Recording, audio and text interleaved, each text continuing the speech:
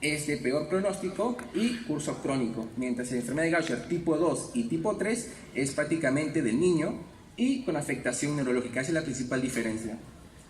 ¿Cómo vamos en cuanto a la epidemiología de enfermedad de Gaucher? Tiene predilección por zonas del Medio Oriente, especialmente en judíos ashkenazis, ¿no? Incluso sale una prevalencia de 1 por cada 450 habitantes.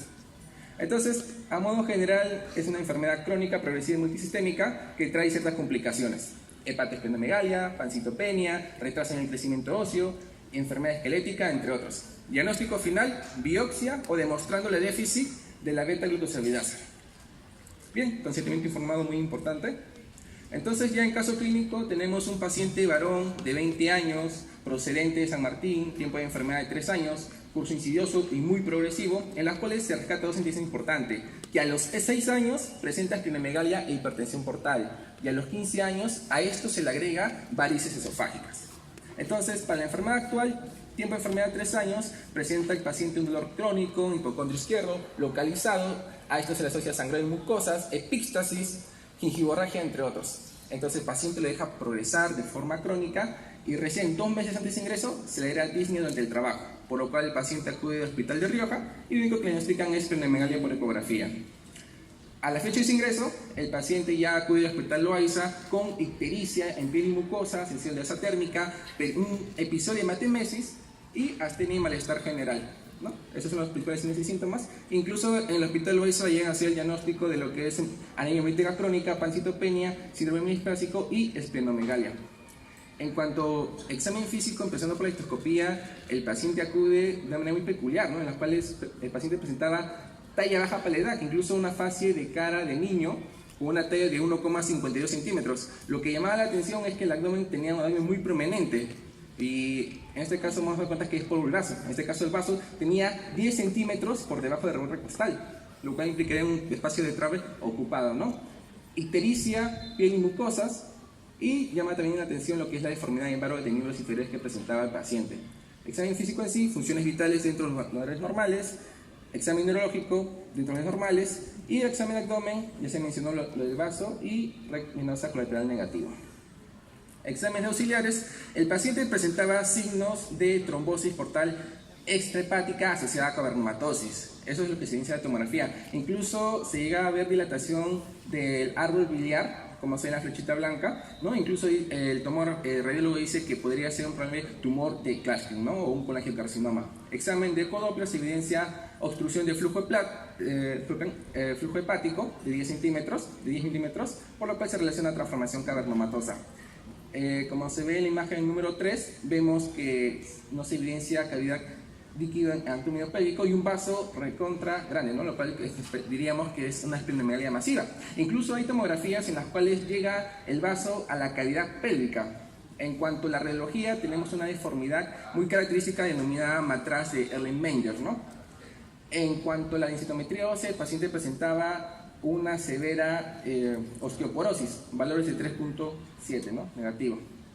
En cuanto al hemograma, el paciente presentaba de forma crónica pancitopenia, ¿no? Muy crónico, incluso llega a plaquetas a 51.000, TP, INR dentro de los normales, bilirrubina estaba a predominio directo, TGO, TGP de igual manera, valores normales y triglicéridos de igual manera.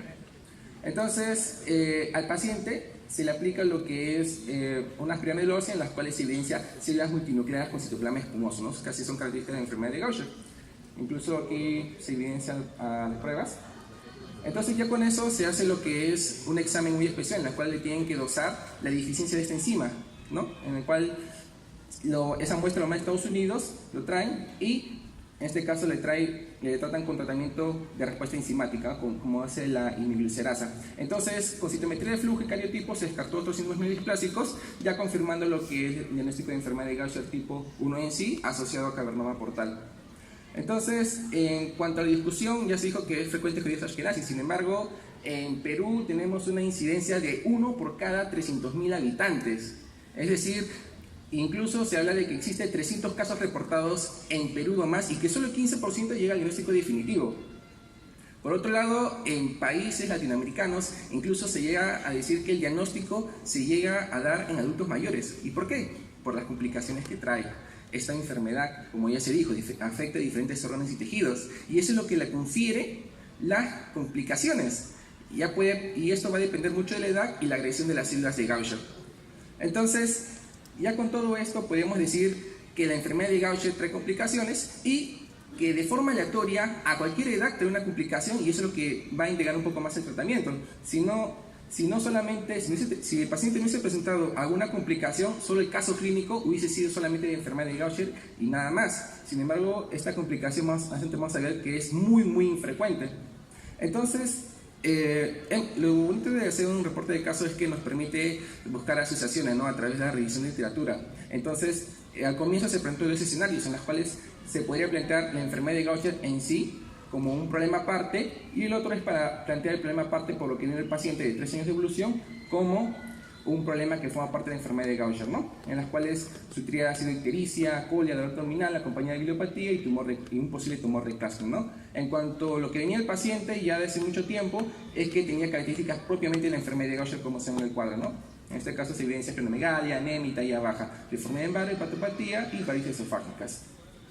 Entonces, ya con estas aristas podemos empezar la discusión del caso clínico, en las cuales hemos planteado diferentes problemas, ¿no? Empezando por la esplenomegalia. Casos de esplenomegalia son muchas, tenemos desde congestivas hasta infecciosas. Si pensamos en congestivas, posiblemente una cirrosis, pero sin embargo, el paciente en más de 15 años de enfermedad tenía funciones hepáticas dentro de los valores normales. Infecciosas, probablemente sería un cuadro más agudo y se autolimitaría, y que cause propiamente una esplenomegalia masiva son muy pocas. Incluso la mayoría crónica, el paciente no era endémico de esa zona. Otras tenemos, por ejemplo, causas neoplásicas, pero pensar en causas neoplásicas, probablemente el paciente ya no estaría aquí, o incluso el diagnóstico sería difícil. Además de ello, leucemias, linfomas primarios de vaso ya la hace también infrecuente.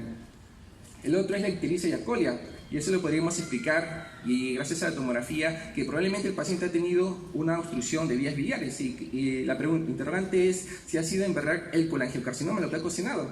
Pero sin embargo, revisando la bibliografía, vemos que el colangiocarcinoma representa el 3% de neoplasias gastrointestinales, y que incluso dice que es 1 o 2 casos por cada 100.000 habitantes, y el paciente además recordemos que tiene 20 años. Por lo tanto, la edad de frecuencia no concordaría. Incluso si el paciente hubiese presentado esto, hubiese sido mucho más raro. Entonces, por otro lado, tenemos la anemia, varices esofágicas, talla baja, fiebre y dolor abdominal, los cuales concuerdan prácticamente con el caso de enfermedad de Gaucher. Otro dato importante es que se evidencia necrosis avascular o la deformidad en matraz de Erlenmenger, en las cuales vamos a ver que es por las células de Gaucher, de cómo comienzan a infiltrar la médula ósea. Recordemos que las células de Gaucher son células redondas, causando obstrucción vascular, deformidad, en este caso predominio de la diáfisis de los huesos, en este caso fue a nivel del fémur, y destrucción ósea, ¿no?, lo cual propiamente caracteriza la enfermedad de Gaucher, dejando esta deformidad que se conoce en matraz de Erlenmenger, ¿no? Por otro lado, tenemos que cómo ha infiltrado la célula Gaucher en diferentes órganos y tejidos, en este caso principalmente al hígado y al vaso. Y como incidencia, trombosis de la vena porta, dilatación del sistema porta, transformación cavernatosa de la vena porta, todo ello es debido a propiamente a las células de Gaucher, de cómo ha infiltrado y causando alteraciones microvasculares, generando una especie de transformación cavernatosa de la vena porta, tratando de llegar a irrigación al hígado, ¿no? Incluso también aquí en imagen número 4 se ve propiamente todo el sistema portal dilatado. Incluso en este caso también hubo Shanks, en este caso Shanks espleno-renal. Bien, entonces ya con todos estos datos hemos tratado de hacer la unidad clínica y resolver las principales interrogantes. Sin embargo, lo que quedaría pendiente sería responder el tumor de Klatskin, ¿no?, o el colangiocarcinoma. ¿Quién fue lo que ocasionó? Entonces, para eso tenemos 3 escenarios diferentes. No sin antes mencionar que el paciente tenía hipertensión portal, pero sin embargo la hipertensión portal es desde los 6 años, como se dijo en antecedentes. Pero sin embargo el paciente no presentaba trombosis desde hace 3 años. Incluso en el Instituto Nacional del Niño en 2010 le hacen posible diagnóstico para descartar ello, sin embargo no se evidencia nada, ¿no? Es decir, hay algo subyacente que está ahí y hay que responder el por qué. Por otro lado, lo que ocasionó el colangiocarcinoma no ha sido más que una complicación denominada biliopatía portal, y esto fácilmente, como se dice ahí, mimetiza un colangiocarcinoma. Incluso tiene características muy similares de obstrucción biliar, en las cuales tenemos estenosis y dilatación de arroz biliar, y en las cuales eso ha sido causado por la principal obstrucción de la obstrucción venosa portal extrahepática, propiamente causado por la célula de Gaucher, lo cual eso hizo que se transforme en un cavernoma portal debido a la obstrucción venosa portal. Y como vemos, las características clínicas concuerdan con la evolución clínica del paciente. El paciente ha tenido características de colangitis y obstrucción biliar. En este caso, el paciente ha tenido fiebre, ictericia, dolor de forma alternante, ¿no?, en las cuales se ha resuelto sin ningún problema. Entonces, ya con eso hemos podido determinar que el paciente tiene la transformación cavernomatosa de la vena porta complicada con la biliopatía, que se conoce como el signo de pseudocolangiocarcinoma. Sin embargo, lo más importante es responder por qué el paciente tiene hipertensión portal en más de 15 años de evolución. Entonces, aquí planteamos dos escenarios diferentes en los cuales el paciente probablemente ha tenido una hipertensión portal idiopática y la otra es que tiene posiblemente enfermedades infiltrativas, ¿no? Entonces, vale la pena rescatar aquí el hiperesplenismo, y pienso yo que es el caballito de batalla en este caso clínico, en las cuales desde los 6 años tiene esplenomegalia. Entonces, vale la pena saber cómo es que causó la enfermedad de Gaucher y cómo afectó diferentes zonas de tejidos. Recordemos que la enfermedad de Gaucher es de depósito lisosomal y esas células de Gaucher infiltran diferentes órganos, en este caso principalmente al vaso. Se han ido acumulando de forma crónica, lo cual ocasionó el crecimiento del vaso y además una función de hiperesplenismo, ¿no?, las cuales tenía prácticamente el paciente: citopenia periférica, hiperplasia compensatoria de médula ósea, esplenomegalia. Y lo más importante es decir, ¿por qué el paciente, si tiene hiperesplenismo y tiene un vaso grande, por qué no hicieron la esplenectomía?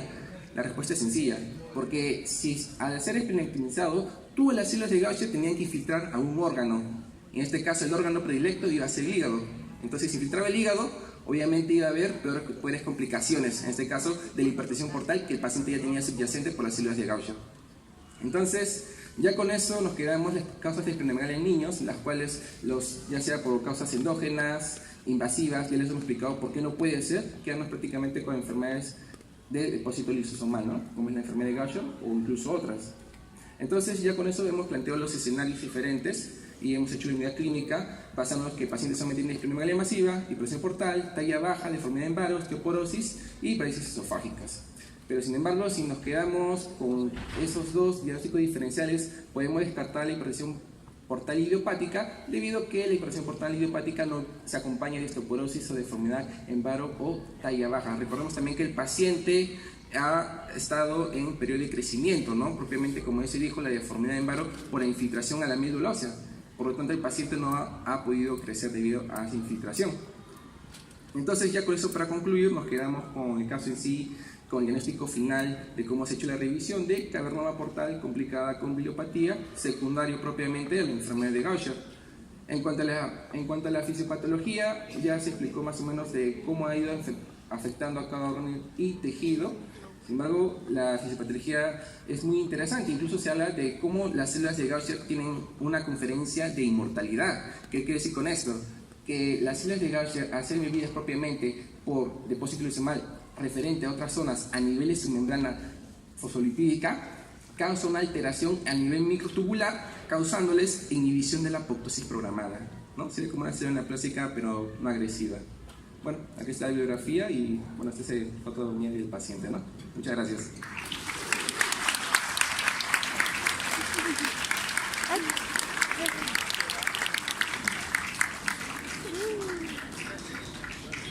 Si tuvieran una pregunta, señores del jurado. No van a decir ellos.